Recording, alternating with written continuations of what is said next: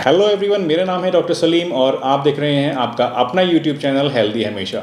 दोस्तों, आज इस वीडियो में हम बात करने वाले हैं कोलेस्ट्रॉल के बारे में, जहां मैं आपको बताऊंगा कुछ ऐसे असरदार उपाय और कुछ ऐसे आसान टिप्स जिसकी मदद से आप बिना किसी मेडिसिन के नेचुरली अपना कोलेस्ट्रॉल घटा सकते हैं।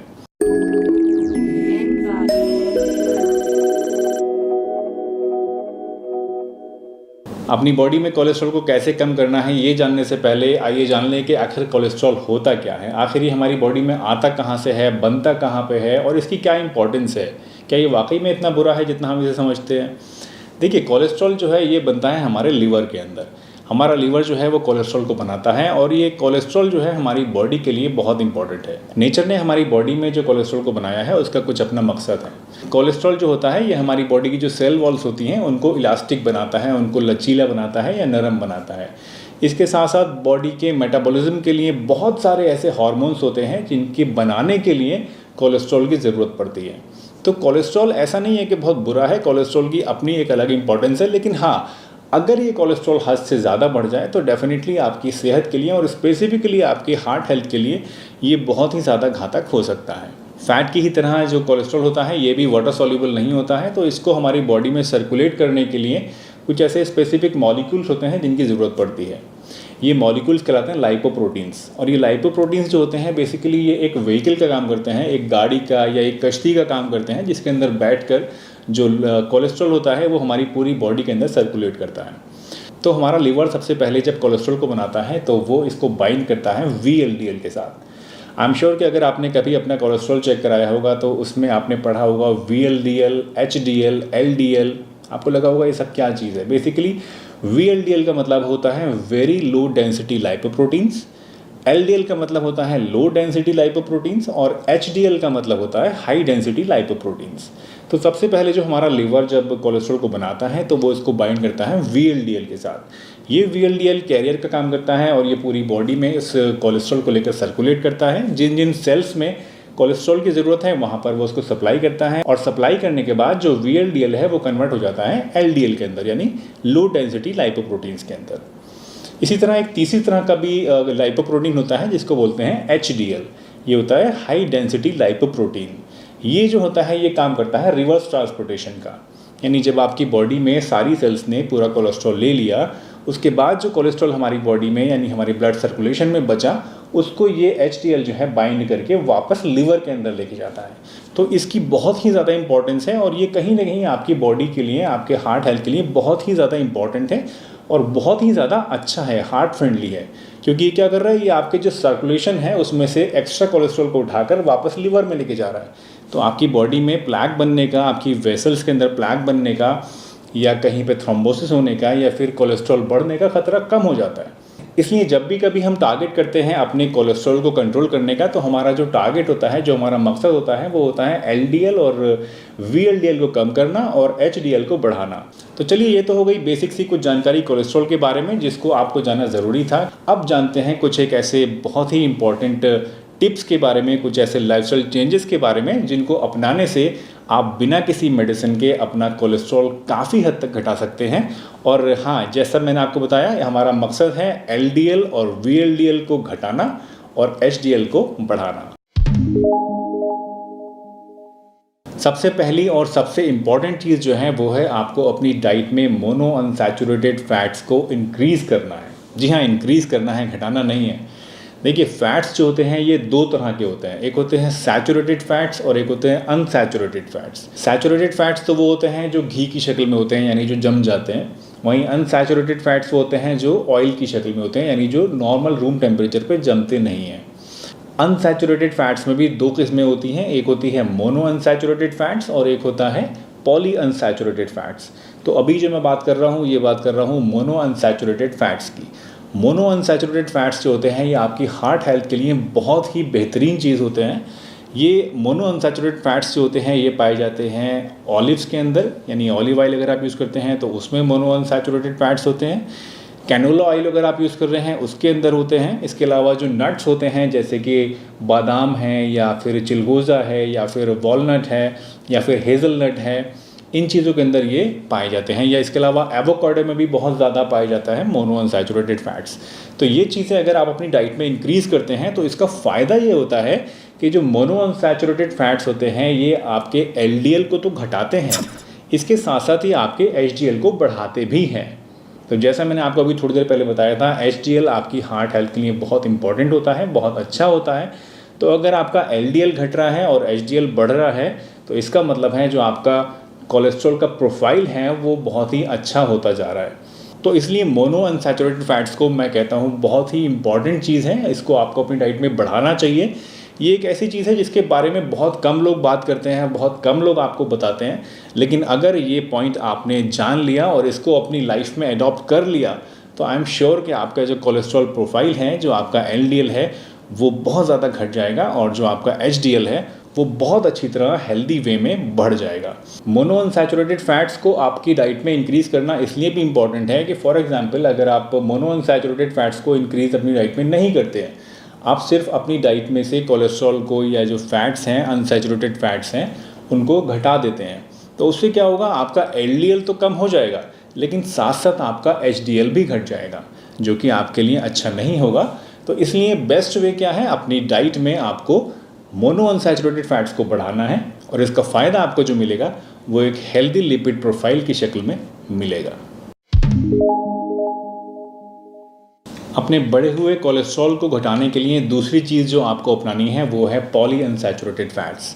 रिसर्च से ये बात साबित हुई है कि जो लोग अपनी डाइट में रेगुलरली पॉली अनसैचुरेटेड फैट्स को, यानी जो तेल की शक्ल में होते हैं, चाहे वो सनफ्लावर ऑयल हो, चाहे वो सरसों का तेल हो यानी मस्टर्ड ऑयल हो, चाहे वो कोकोनट ऑयल हो, चाहे वो तिल का तेल हो, इस तरह की चीज़ें जो रेगुलरली अपनी डाइट में जो लोग इस्तेमाल करते हैं, उन लोगों के अंदर हार्ट प्रॉब्लम्स होने का जो ख़तरा है वो कंपेयर टू दोज पीपल जो कि सैचुरेटेड फैट्स को यूज़ करते हैं 20% तक कम होता है।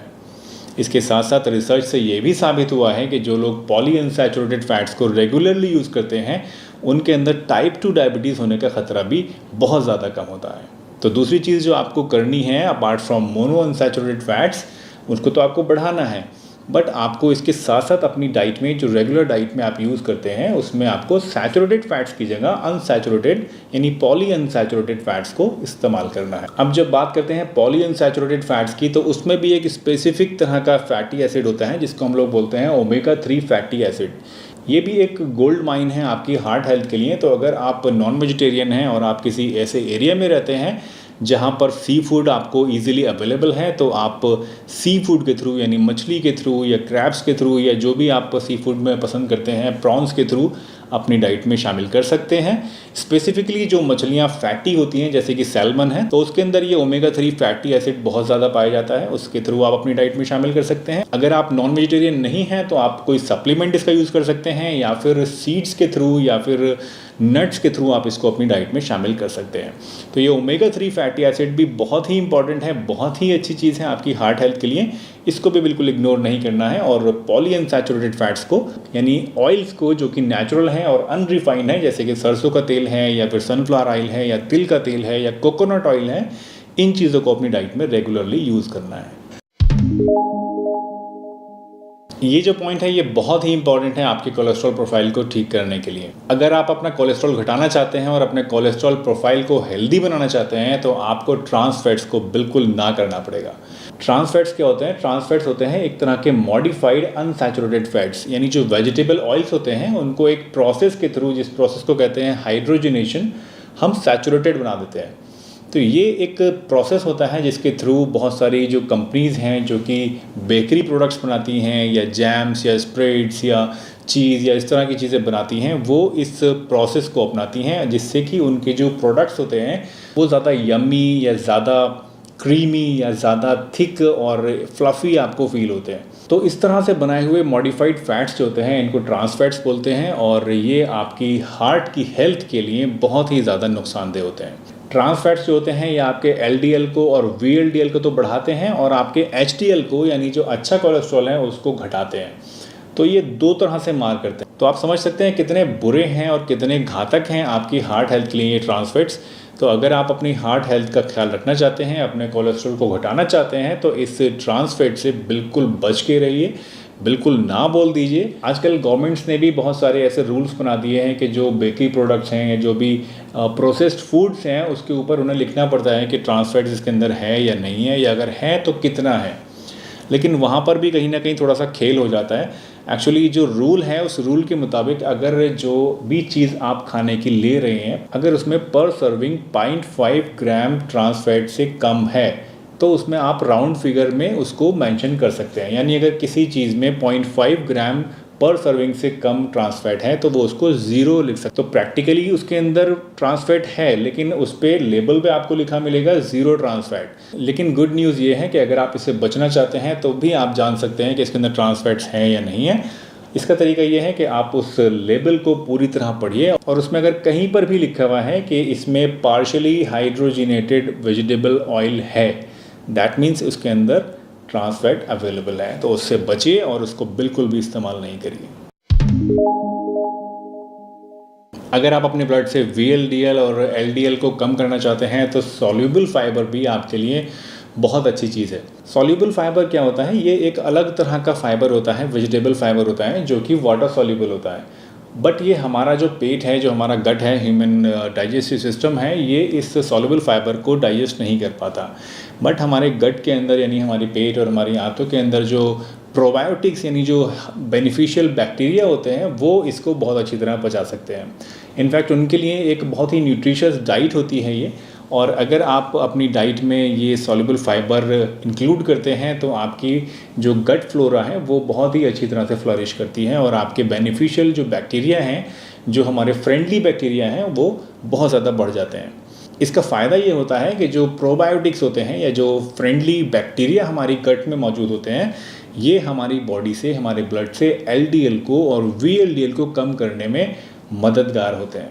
इसके साथ साथ अगर आप ऑलरेडी कोलेस्ट्रॉल घटाने की दवाइयाँ ले रहे हैं, आपके डॉक्टर ने आपको प्रेस्क्राइब करी हैं जिनको हम लोग स्टैटिन्स बोलते हैं, तो सॉल्युबल फाइबर लेने से उनकी इफिकेसी भी बढ़ जाती है। ये भी रिसर्च से साबित है। सॉल्युबल फाइबर के बहुत सारे सोर्सेज हैं जिसके थ्रू आप इसको ले सकते हैं अपनी डाइट में। पीस में यानी मटर में, बीन्स में यानी राजमा वगैरह में, इसके अलावा फ्रूट्स में, ओट मील में, लेंटिल्स में और होल ग्रेन्स में ये सॉल्युबल फाइबर बहुत ज़्यादा मात्रा में पाए जाते हैं। एक बहुत ही सस्ती सी और आम चीज़ है इसबगोल, अगर आप उसको लेना चाहते हैं तो उसमें भी बहुत ही ज़्यादा मात्रा में सॉल्युबल फाइबर पाया जाता है और ये बहुत ही ज़्यादा सस्ती चीज़ भी है। तो इसको आप डेली अपने रूटीन में ले सकते हैं। रात को सोते समय गर्म पानी से आप 1 या 2 चम्मच इसबगोल की भूसी या फिर साबुत इसबगोल भी इस्तेमाल कर सकते हैं। Last but not the least, exercise एक बहुत ही अच्छी चीज़ है आपके ब्लड कोलेस्ट्रॉल को कम करने के लिए। एक्सरसाइज आप किसी भी फॉर्म में कर सकते हैं, चाहे वो एरोबिक एक्सरसाइज है, चाहे वो वॉकिंग है, जॉगिंग है, स्विमिंग है, वेट लिफ्टिंग है, वेट ट्रेनिंग है, योगा है। आप किसी भी तरह की एक्सरसाइज कर सकते हैं। इनफैक्ट अगर आप एक्सरसाइज नहीं कर सकते हैं, आपके पास टाइम नहीं है या कोई और प्रॉब्लम है, तो आप अपनी डेली रूटीन में अपनी एक्टिविटी को भी इंक्रीज़ कर सकते हैं। फॉर एग्जांपल, अगर आपने दोपहर का खाना खाया उसके बाद आप थोड़ा सा चल लीजिए, बजाय लिफ्ट के आप स्टेयर्स को यूज़ करिए, बजाय कार के और मोटरसाइकिल के आप पैदल जाइए मार्केट शॉपिंग करने के लिए, फ्रूट ख़रीदने के लिए। तो ये छोटी छोटी ऐसी चीज़ें हैं जिससे आप अपनी फ़िज़िकल एक्टिविटी को इंक्रीज़ कर सकते हैं और अपने कोलेस्ट्रॉल को घटा सकते हैं। मिनिमम 30 मिनट ब्रिस्क वॉक करने से या फिर मॉडरेट एक्टिविटी करने से आपका कोलेस्ट्रॉल घटता है, LDL घटता है और HDL बढ़ता है। अगर आप वेट ट्रेनिंग करते हैं या रेजिस्टेंस ट्रेनिंग करते हैं तो वो और भी ज़्यादा बेनिफिशियल है। बट उसके लिए ज़रूरत है कि अगर आपको कोई हार्ट प्रॉब्लम ऑलरेडी है तो पहले अपने डॉक्टर से कंसल्ट ज़रूर कर लें। दोस्तों, मुझे उम्मीद है आज इस वीडियो से आपने कुछ नया ज़रूर सीखा होगा और ये वीडियो आपके किसी ना किसी काम ज़रूर आएगी। अगर आपको ये वीडियो अच्छी लगी तो इस वीडियो को एक लाइक दे दीजिए और इस चैनल पर अगर आप नए हैं तो हमारे इस चैनल को फटाफट सब्सक्राइब कर लीजिए, ताकि आने वाले टाइम में भी इस तरह की जितनी भी यूज़फुल इन्फॉर्मेटिव वीडियोज़ मैं आपके लिए बनाऊँ वो आपको टाइम रहते देखने के लिए मिल जाएँ और उससे आप अपनी लाइफ को बेहतर तरीके से जी सकें। दोस्तों, इस टॉपिक से रिलेटेड अगर आपका कोई भी क्वेश्चन है तो आप कमेंट बॉक्स में मुझसे पूछ सकते हैं। मैं कोशिश करूंगा आपके हर एक सवाल का जवाब देने की और हर एक क्वेरी को आंसर करने की। तो चलिए इस वीडियो को यहीं पर एंड करते हुए मैं डॉक्टर सलीम आपसे विदा लेता हूं, इस वादे के साथ कि फिर मिलूंगा आपसे एक बहुत ही बढ़िया सी नई इन्फॉर्मेटिव वीडियो के साथ। तब तक के लिए अपना बहुत ध्यान रखिए। Tata, bye bye and stay healthy हमेशा।